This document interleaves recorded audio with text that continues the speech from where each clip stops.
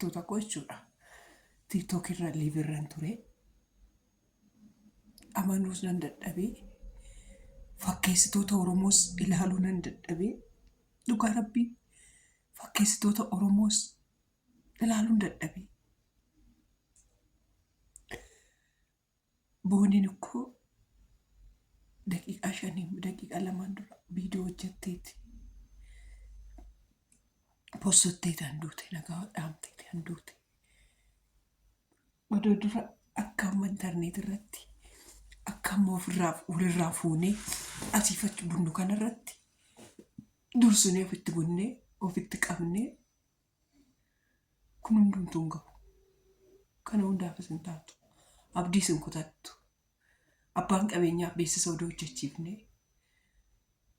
mucaa yaalii hedduu gootetti nan ishee hordofaan baay'inaan nan ishee ilaala nan haasofsiisadhee ofittaan qabadhee garuu maqaadhaaf beektota gaafa akka gara beekamtiitti ol buufuttan nama haasofsiiftan anaan immoo akkuma beektan ispeeshaal liidii ijoollee waan hin qabuuf waan ani yeroo hunda isaan kadhadhu waan isaan fakkaatuuf ofitti nan qabani. Garuu fakkeessina Oromoo. Eega namni du'een boodan boo'inaa namni odoo lubbuun jiru gargaara. Namni odoo lubbuun jiru appreciate godhaa. Namni odoo lubbuun jiru siif jira jedhaa. Amma yoo boonyee yoo maalinne yoo rafaan of rukunne yoo maraanne yoo maal jenne booniin deebiif bakka lamaa dhabde bar namni lubbuu isaa ajjeese gubbaattis boqonnaa hin qabu lafarrattis boqonnaa doon argate jireenya ishii nuyeettu Yesiroorraa kaatee maal meeqa hojjettee waan meeqa taatee itti arrafamtee itti cabdee amma kanaaf arrafamuun maali boonii jabduu fakkaatti turte bar jabduu se'aa ture dhugaa arraba uummata kanaa dandeesse dhaabachuu ishii jabduu natti fakkaatti turte dhuma dhugaa jabduun se'aa ture. Baay'ee jabduu natti fakkaatti booniin. Arraboota namoota dandeesse ishiin teessee liifii ishiin annaqa yeroo tokko dhaqee taa'ee ilaala. Jabduu fakkaatti. Ani fakkeessuu hin danda'u dhugaa. Fakkeessuu hin danda'u.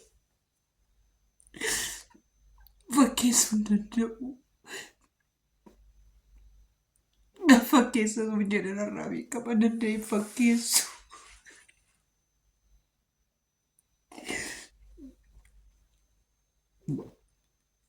Booniin jabduu fakkaatti. Garuu harka kennite maaliif?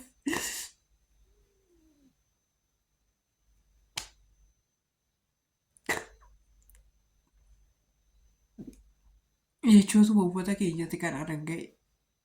Jechoota keenyaan kanaan gahe arraboota warroota arraboota barreessitan gammadaa warroota nama arrabsitan gammadaa warroota nama qeeqxan gammadaa fiixaan sinii bahiira waan ta'eef kana gammadaa kana barbaaddu turtan miti warroon irratti riyaaktii addaa hojjetaa turtan haamlee ishii cabsaa turtan gammadaa.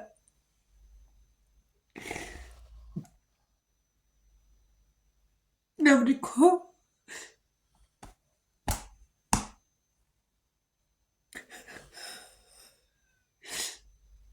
amma naaf arrabamu amma naaf waan baay'ee ta'u amma kanaaf waan baay'ee ta'u maal barbaachise maaloo amma feetan dadhabdan asfaaltirra taa'aa kanadhaa malee of hin ajjeesinaa. Hin darbabar waan hin dabarre hin jiru hin darba ishee waan hundumtuu hin darba waan hin darbine hin jiru hin darba ishee.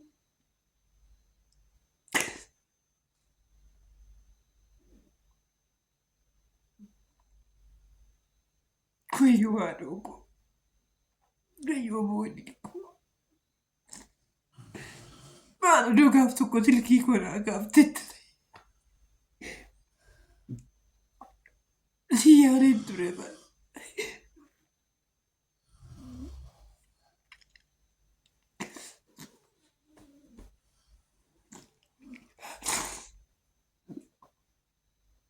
Lubbuun odoo jiru nama gargaaraa ishee lubbuu namni odoo jiru gaafa namni lubbuun jiru na gargaara gaafa jedhu nama gargaara.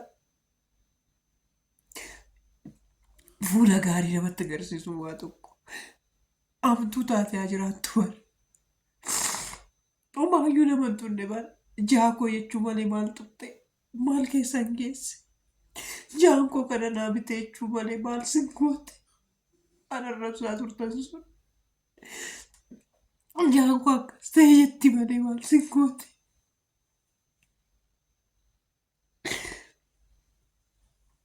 Arraba namaa arraba namaa arrabni namaa kana namaa gooti. Dhugaa arrabni namaa kana namaa gooti. Fakkeessitoota Oromoo sin fakkeessina sin fakkeessitoota har'a warroonni bebbeekamoo jedhamta feesbuukii isaanii deemaa laala karaa nama dabarsu suura ishiitti laqallaqee jira. Tiiktookiin karaa nama dabarsu namni kun hundumtuu odoo siif jirra jedhee barkoo filacheeftu bara. Namni kun hundumtuu siif jirra odoo jedhaniiru ta'ee gurgurdu lubbuun jirtu filacheesstu turte bara. Fakkeessitoota wayii dhugaa fakkeessitoota si fakkeessitoota dhugaa fakkeessina fakkeessina Oromoo fakkeessina fakkeessina meeqatu fakkeesse seetanarra odoo ishiin lubbuun jirtu odoo kaattanii odoo ofitti qabdanii siif jira odoo jettanii warroota zeenaa keessan sagamuudhaaf katabuudhaaf fiiddan yeroo sana ofitti qabdanii boodii koottanii beeksisa hojjechiiftanii ofitti qabdanii fakkeessinaa fakkeessinaa dhugaa rastiippiisidhaaf hin fakkeessinaa fakkeessitoota se.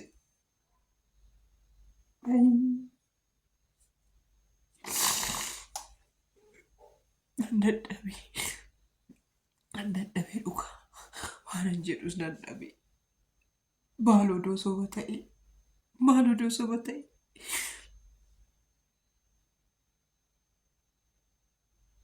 maal odoo soba ta'e soba jedhamee maaloo dhugaa soba jedhaa.